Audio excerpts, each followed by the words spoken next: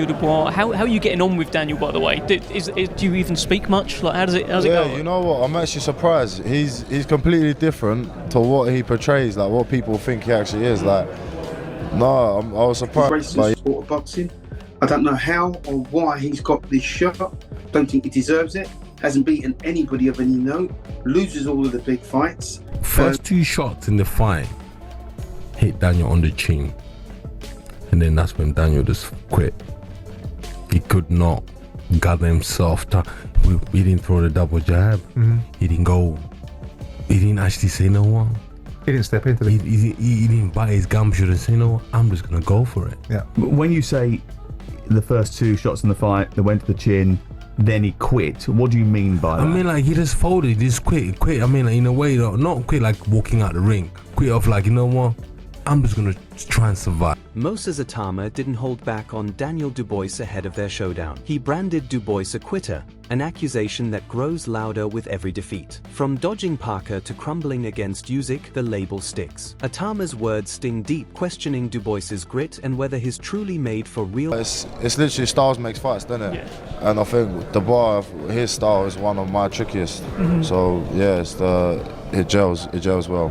That confidence tells the whole story. Moses isn't ducking anyone, not Dubois, not even Usyk. Contrast that with Dubois, who sidestepped Parker and collapsed when pressure mounted. Moses fights with the hunger of a rising champion, while Dubois still wears the scarlet mark of a quitter who avoids the toughest battles. It would be silly not to take that, because I would end up in a better position taking that fight than if I didn't take that fight.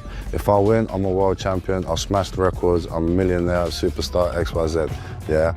And if I didn't take that fight, then I've still gone and tried. And it's not just Moses saying it. Voices across the boxing world have called Dubois out. Dave Allen put it bluntly, Dubois quit against Usyk without a second thought. He wasn't broken physically, he was broken mentally, walking away as if nothing mattered. That's not a warrior's spirit, that's quitting. Moses doesn't need to exaggerate. The proof is etched in Dubois's record. I look at the count of 10, and he walked straight past Usyk, straight to the corner, he was completely fine. I think, and you know what, it's horrific to say I've quit. It's not horrific to say I'm quit. I'm chairman of the quit committee. I'm top quitter, I guess. Anyway, he quit, yeah, he did. When Dubois tries to defend himself, his words only backfire. He talks tough now, but fans haven't forgotten how he ducked Parker. That stain doesn't fade with empty promises. Line them up, he says, but when real names appeared, he disappeared. Against Usyk, he quit. Against Parker, he vanished. That's why Itauma's call-out cuts so deep. It's simply the truth. People saying that after the Parker thing, that I'm ducking people, but right now I just want to deck someone. So you'll have any one of those names right now. Hey? I said you'll have any of those names right now. Now it's official. Frank Warren has locked in Dubois versus Moses this December. For Dubois, it's the ultimate chance to prove he's not the quitter everyone says he is. For Moses, it's the golden stage to expose him once and for all. Itauma versus Daniel Dubois. I mean, that's a cracking fight down the line, isn't it? Down the line. Yeah. All these Brits are. You know, listen, I mean, look, we're blessed in there. I think we've got about 5 Brits in the top 10. Even Dubois has started bringing up Moses, but his words lack conviction.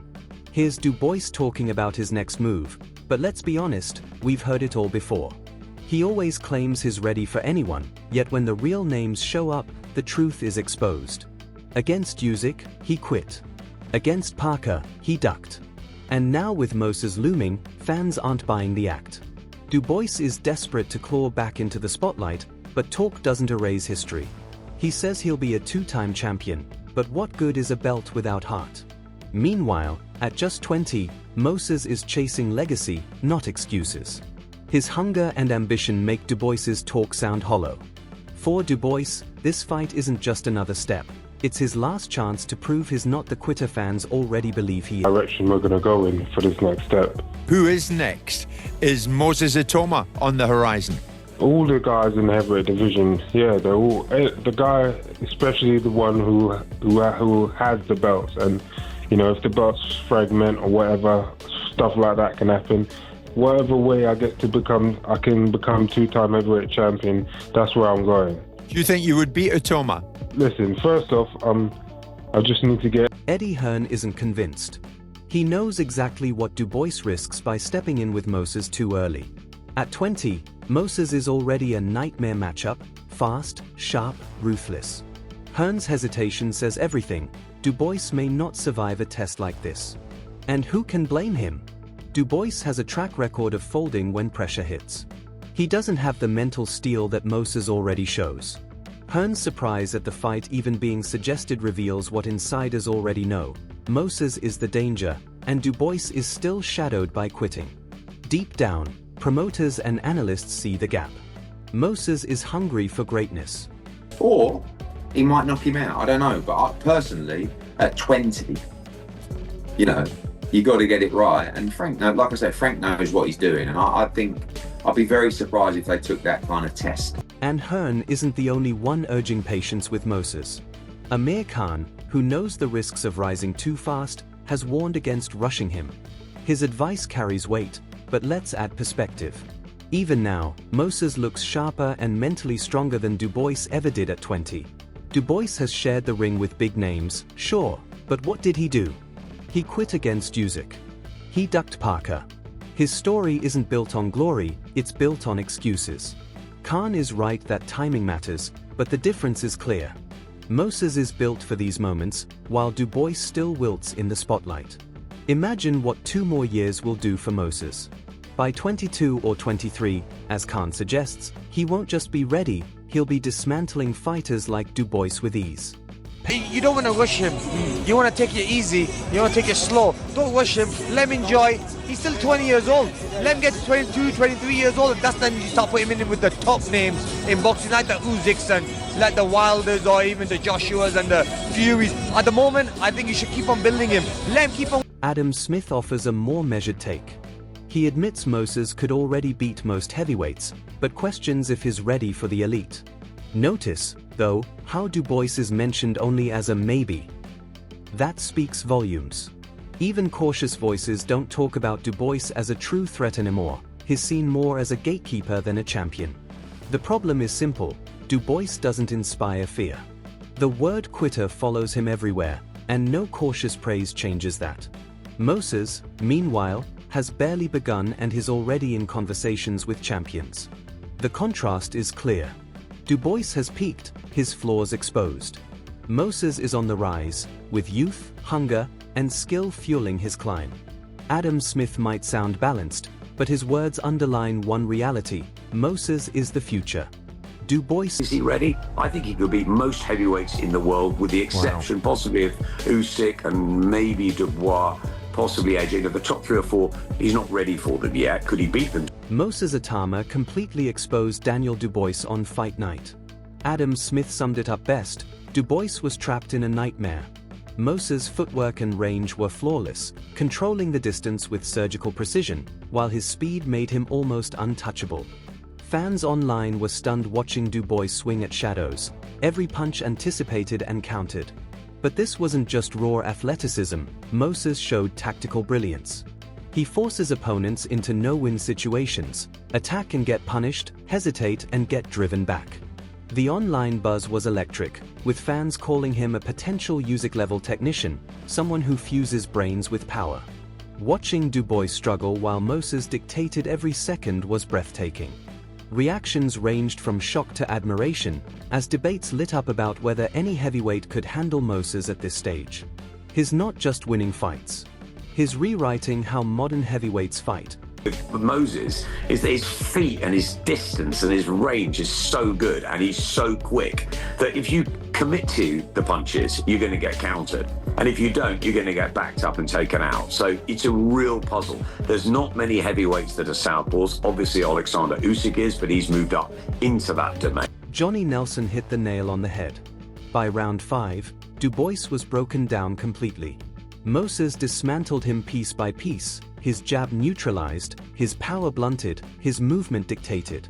Fans online were in disbelief, calling it a boxing masterclass, as Dubois looked lost and mentally exhausted. Social media lit up with clips showing him hesitating mid-round, frozen under pressure. This wasn't just a physical beatdown, it was mental warfare, and Moses dominated both fronts. Nelson highlighted the deeper truth. Moses doesn't just outfight opponents, he destroys their confidence. Many now wonder if Dubois can ever mentally recover, with some predicting this defeat will haunt him for years. Moses is proving a powerful point. Intelligent pressure and technical skill will always conquer raw power. Online debates compare him to past technical legends, with fans convinced he's destined to become the cerebral force of heavyweight boxing. He isn't just a fighter. What he did to Daniel, it took away everything, all his attributes. He took away his jab, took away his power, took away his movement, took away his confidence, to the point where Daniel was putting his backside on the floor thinking, wow, we're only in round 5 here, and I'm getting chopped up. And this guy, Usyk. Some question his size, but Tony Bellew cut straight through that doubt. Size, he says, isn't everything. And Moses proves it. He may not be the biggest heavyweight, but watching him outmaneuver Dubois shows how skill, speed, and IQ dismantle brute force. Fans online rush to praise him as a generational talent, with comparisons to Usyk flooding timelines. Moses blends precision, tactical awareness, and footwork to dominate any opponent, making him a nightmare matchup across the board. Social media erupted with debates over whether he could follow in Usyk's footsteps, conquering the division with brains over bulk. His performance shows the modern heavyweight game has evolved. Success comes from timing, intelligence, and composure, not just raw size. Moses isn't only stacking wins. He's inspiring the next wave of fighters, proving that technique can rule the heavyweight division. The consensus is clear, he's the future, merging athleticism with ring IQ, while captivating fans worldwide. The only thing that I worry about with Moses is the size. But ultimately, as we've seen now, size becomes irrelevant because look what Alexander Usyk's done. This guy's gone out and beaten everyone, including me. He's exceptional. So I don't think Moses is going to be as technically as good as Alexander Usyk, but he's the next in line. I think he's the future of the heavyweight division. I think he's an outstanding talent. Duke McKenzie captured it perfectly. This fight was more than just a contest, it was a spectacle. Moses' performance is inspiring on every level, from young kids training in gyms to lifelong boxing fans watching at home. Social platforms exploded with praise, celebrating his speed, skill, and undeniable charisma. Fans are calling him the total package, and McKenzie points out why. It's fighters like Moses who keep the sport alive and thrilling. He delivers both brilliance and entertainment, making boxing exciting for all generations. People now see him not just as a rising star, but as the man who could carry heavyweight boxing forward. The fight was a showcase that technical brilliance and ring intelligence can still dominate the sport while captivating millions. Online debates rage about his future, whether he can become the next household name to define the heavyweight era. Moses isn't just winning fights. He's making boxing inspiring again, and he's doing it effortlessly. Get that right. However, the intrigue that surrounds this fight, I've got young kids in my gym that are going to be tuning into this. 3 generations are going to watch it, aren't they? That's what's great. They're so excited about it. The verdict is clear. Daniel Dubois is a quitter. Moses Itauma didn't just beat him, he exposed him, shattered his confidence, and left no doubt who ruled the ring. Fans, analysts, and fighters all agree, Dubois couldn't cope with Moses' speed, intelligence, and tactical brilliance. This fight wasn't just a victory, it was a statement about the future of heavyweight boxing. Moses is proving that brains, speed, and precision will always overcome brute strength. If you thought Dubois had a path back, this performance shows the new bar is simply too high. Don't miss a second of Moses' rise. Subscribe now, hit the notification bell, and join the conversation below. Tell us your take. Can anyone stop Moses Itauma, or is he already unstoppable?